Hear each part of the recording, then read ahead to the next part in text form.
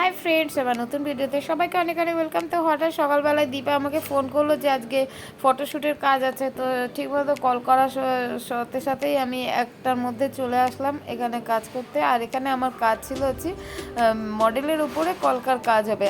এবারে এখানে এসে দেখছি যে দীপার অলরেডি মডেলের উপরে কিছু মেকআপ করা হয়ে গেছে। আর তার সাথে সাথে আমি একটুখানি ভিডিও করে নিচ্ছি একটু চারিদিকটা, আর কি কি কাজ চলছে আর আজকে সারাদিন কি কি হচ্ছে সেটা তোমাদের সাথে শেয়ার করবো। তো আমার পুরো ভিডিওর সাথে দেখো। তো দেখো মুখের কাজ হয়ে গেছিলো।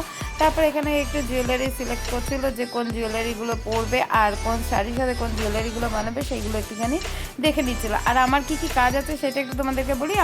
আমার কিন্তু শাড়ি পরানো, আর তার সাথে সাথে ওকে কলকা হাতে হাতে আর মুখে কপালে কলকা করার, এগুলো হচ্ছে আমার কাজ। আমি তাই জন্য চলে এসেছি। আর এসে দেখো ওর যে ও বলেই দিয়েছিল, মডেল বলে দিয়েছিল যে আমাকে এইভাবে আমার কলকাটা করবে। তো আমি ওর ইচ্ছে অনুযায়ী আমি এইভাবে কলকাটা করেছি। এবার দেখো আমার কলকা করাতে হয়ে গেছে। এবারে দীপা ওর চুলটা রেডি করছে আর শাড়িও পরানো হয়ে গেছে। তো শাড়িটা খুব হেভি ছিল, তাই জন্য এক প্লেট করেই করতে পড়বে বললো। তো এবার দেখো ফটোগ্রাফার ভাই চলে এসেছে। আর ও সবসময় ও ফটোগ্রাফার ভাইয়ের সাথে আমাদের দুদিন কাজ চলছে।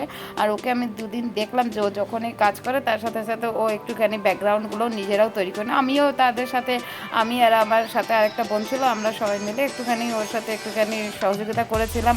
আর খুব ভালো ভালো ফটোগ্রাফার ভাইটা, খুব সাহায্য করে। আর দেখো আমিও একটুখানি ক্যামেরা করে নিয়েছিলাম আর ওর মোটামুটি এইটুকু ব্যাকগ্রাউন্ডটা রেডি করে নিয়েছে। এবারে দেখো যে মডেল তারও সাজা হয়ে গেছে আর ও চলে এসেছে ফটোশ্যুট করতে। এবার ওর ফটো তোলার পালা, এবার ওর সময় হয়ে গেছে। এবার ও ফটো তুলছে, এবার আমিও একটু ভিডিও করে নিচ্ছি।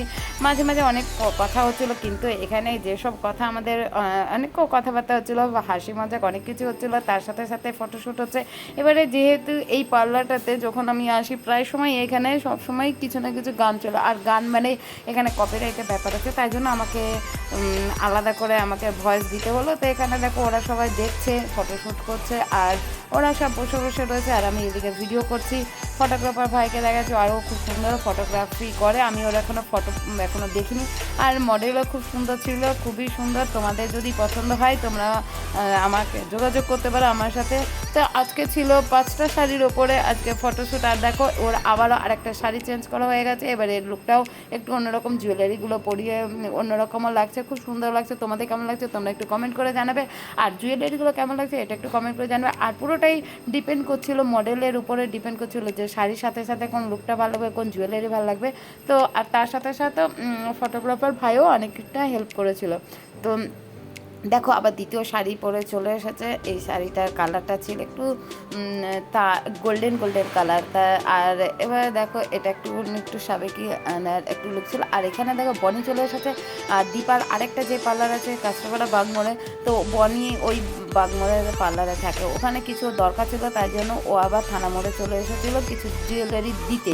তো এবার দেখো আরেকটা শাড়ি 3 নম্বর শাড়ি পরা হয়ে গেছে। এবার 3 নম্বর শাড়ির সাথে কোন জুয়েলারি যাবে সেটা ওরা সবাই সিলেক্ট করছিল আর আমি একটুখানি ভিডিও করছিলাম। দেখো ফটোগ্রাফার ভাইও অনেক হেল্প করছিল যে এই শাড়িটার সাথে কোন জুয়েলারিটা মানাবে। আর তোমাদেরকে আরেকটা কথা বলতে ভুলে গেছি যে সুদীপার যে ভার্গ বিউটি পার্লারটা রয়েছে, ভার্গ মেকআপ স্টুডিও, এখানে শাড়ি আর জুয়েলারি সবই রেন্টে পাওয়া যায়। তোমরা শাড়িগুলো দেখো, এই শাড়িগুলো নতুন নতুন লঞ্চ করা হয়েছে, তার সাথে সাথে জুয়েলারিগুলো নতুন। তোমাদের যদি শাড়ি আর জুয়েলারি সব যদি দেখে ভালো লাগে তোমরাও এর কাছ থেকে রেন্টে নিতে পারো। তার সাথে সাথে এখানে মেকআপ স্টুডিওর এখানে ব্যাকগ্রাউন্ড বানানো হয়েছে মেকআপ স্টুডিওর জন্য, এখানটাতে ভাড়া নেওয়া হয়।